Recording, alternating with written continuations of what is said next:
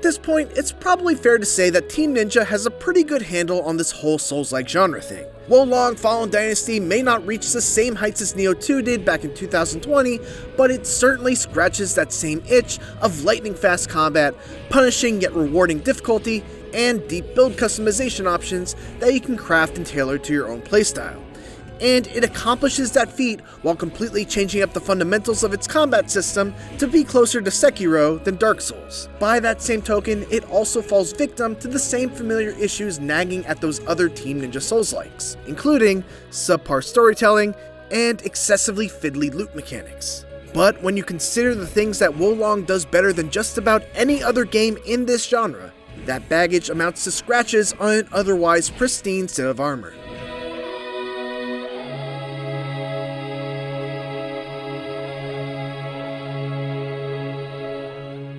If you're familiar with the Three Kingdoms era of Chinese history, you may get more out of Wo Long's story than I did. My knowledge basically begins and ends with the fact that you should not pursue Lu Bu.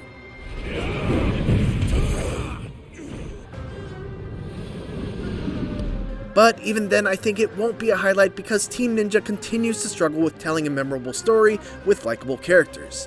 This is a supernatural take on the final days of the Han Dynasty, where we take control of a nameless warrior who gets swept up in a power struggle between warring kingdoms and their pursuit of an elixir of immortality. In practically every mission, you team up with some sort of historically significant warrior to fight through a level, have a boss battle against an evil or corrupted historically significant warrior, and then move on to the next one. Characters are introduced at a rapid-fire pace and leave the scene just as quickly, often without making any sort of impact on the overall story. Sometimes they return many hours later, but I'd already forgotten them because they didn't really do anything meaningful. Fortunately, the actual gameplay in between the cutscenes make up the vast majority of what we're here to do, and it's there that Wo Long shines the brightest.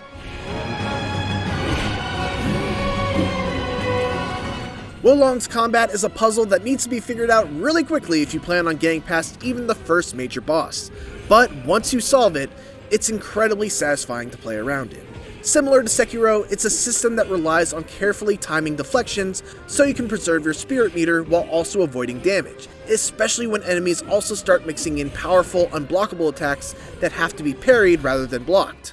Crucially though, you can completely negate damage from regular attacks just by holding down the block button, so long as you have enough spirit built up to avoid having your guard broken. You can even hold down the block button while also attempting to deflect, making it so that even if you're too late on the deflection timing, you'll still block the attack. It's a good thing that Wo Long has this leniency built in, because in practically every other regard, it doesn't pull any punches. Enemies will regularly power through your attacks to deal a more powerful blow of their own, they have combos that go on for days, and they do a really good job at varying up the rhythm of their attacks to try and bait you into parrying too early. It rewards a careful eye and punishes falling into a predictable rhythm. Even with all that though, it's not nearly as hard as Nioh 2, for reasons I'll get to later, but it still manages to find a really satisfying balance of being tough, fair, and absolutely exhilarating once you start to pick up on an enemy's attack patterns and find yourself deflecting each hit of an incoming combo. One clever wrinkle is that your spirit meter is also a resource that can be spent on spells, special martial arts abilities, and spirit attacks. It's a nice risk-reward mechanic that lets you put yourself in a potentially more vulnerable position in order to gain some sort of advantage. If you know an enemy has an elemental weakness, for instance, you can exploit that by spending spirit to enchant your weapon with an element to stagger and quickly break them. Martial arts abilities are unique depending on the weapon that you're wielding, and there are many that offer powerful attacks that can either do big single target damage or give you a way to deal with many enemies at once. Finally, spirit attacks are powerful strikes that increase in damage the more spirit you have built up, which gives you another reason to try to hold onto your spirit meter until you need it. If it's not already clear, there are tons of layers to Wo Long's combat, which greatly enhances the already excellent swordplay by laying out a ton of options and ways to vary up my strategy whenever I found myself dying repeatedly to a particular boss. If just straight up attacking didn't work, I could focus more on defense and reduce their spirit by deflecting big attacks. Failing that, I could double down on rushing them down and trying to break their spirit with aggressive attacks and martial arts abilities. Or if I could figure out what they're weak to, I could try using spells. So while Wolong is certainly tough, I never felt like I was ever stuck against a wall with no idea of what else I could try or how to overcome a particular challenge. Where Wolong feels very similar to the previous 3 Team Ninja Soulslikes, in a bad way, is in its loot. More specifically, there's an overabundance of it. I became absolutely inundated with garbage gear that I had no use for within just a few hours, and only got worse after that. I'm just not the kind of person who really wants to spend 10 to 15 minutes in a menu trying to decipher whether a minus 2.6 reduction in martial arts spirit is worth sacrificing a 7.2 genuine chi obtention. Those simply aren't interesting decisions. Those are spreadsheet entries and math problems. And it's made worse by not even being able to sort your massive list of weapons by set or by a specific special effect that you're looking for. Now, I am fully aware that there are people who love these games for this level of hyper-specific build optimization, and if that's you, you'll find a lot to appreciate here. You can salvage junk gear to extract their special effects, then slot those special effects into weapons that you want to use, and then you can copy the appearance of any weapon or armor, so you don't have to worry about being forced to use an ugly weapon or armor set because it has great stats.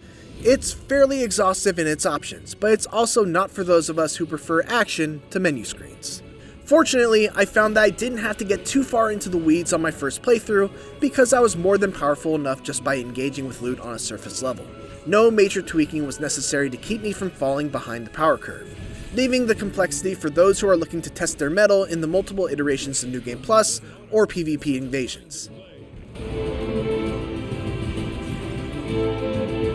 One of my favorite new ideas in Wolong is the addition of morale ranks, which is basically a separate progression system that starts at 0 at the beginning of every main mission and goes all the way up to 25. You gain morale simply by defeating enemies, but you'll gain it even faster by killing them using spirit attacks, martial arts abilities, or critical strikes. You will also lose some morale every time you die, up to a certain point determined by your fortitude level, which you can increase by finding various flagpoles throughout each mission. Enemies have morale ranks too, and those with a higher rank than you deal more damage. I love this addition because it gives every level a very natural ramp up in difficulty while adding extra incentive to explore and mop up more bad guys. Each level begins fairly easy. A bunch of low morale rank enemies make up the majority of foes, with a few high ranked monsters sprinkled here and there to give you an occasional challenging fight. By the time you're near the end of the level though, you're regularly going up against rank 20 enemies and bosses that will be really tough to deal with if you haven't been thorough in cleaning out the opposition. Much like Nioh, Wolong's campaign is broken up into main missions and side missions, with the main missions taking you through humongous levels, from castles to active battlefields, to jails with Dark Souls-like poison ponds on the ground floor, and the side missions typically having you revisit those settings with some sort of fun twist with regard to the objective and enemy placements. Some of my favorite side missions even have you sparring against your allies in challenging boss battles.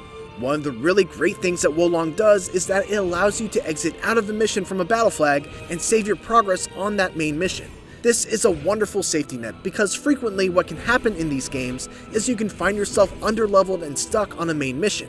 Here, you're allowed to back out to the level select, complete some side missions to level up or get new gear, maybe head to your secret village home base to upgrade that gear, and then return right to where you left off on that main mission without feeling like you've lost your hard-fought progress. The levels themselves won't win any awards for how they look, but they're all very well designed from a gameplay perspective. Branching paths that often allow you to find an easier way through a particularly tough area, and tons of easily missable optional detours leading to bountiful rewards keep them from being straightforward paths from point A to point B. Wolong's biggest problem, bigger than the loot issues and the poor storytelling, is its enemy variety. Even though the combat system is excellent and varied, there's simply not enough different types of opponents to fill a game of this size. The ones that are here are fantastic and fun to fight, don't get me wrong, but part of the fun of a Soulslike is encountering a new threat, learning their attack patterns, and finding a way to get through the fight without taking heavy damage. In Wolong, I felt like I figured out everything I needed to know to get through every non-boss encounter by hour 5 of a game that, in total, took me about 22 hours to beat. That took out a lot of the tension and fear of death that these games thrive on. Without the anxiety that something unexpected might be lying in wait around the next corner, Wo Long is still a very challenging game, but one that lacks a certain sense of adventure. It's also worth mentioning that Wo Long also includes online co-op for up to 3 players, an extensive New Game Plus for those who want to min-max their characters to the extreme, and even has PvP invasions, which you can opt out of if you'd prefer to deal with relatively easy AI invaders.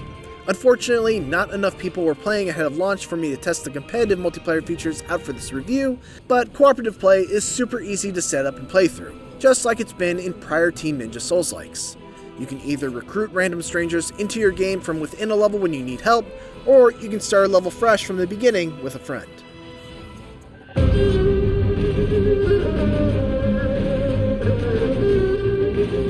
Wo Long Fallen Dynasty's combat plays very differently from Team Ninja's own Neo games, more in the mold of Sekiro than Dark Souls, and yet it manages to excel and falter in just about the same areas. When it comes to the clashing of melee weapons, Wo Long is among the best in the genre, full stop. The options for taking down its ferocious enemies are many and immensely rewarding to master, and its deflection-heavy combat is one of the most satisfying since Sekiro. All of those strengths outweigh an overbearing loot system, poor storytelling, and even a disappointing lack of variety in enemies. If not for that, Wo Long might have been one of Team Ninja's greatest achievements. As it is, it's simply a great one.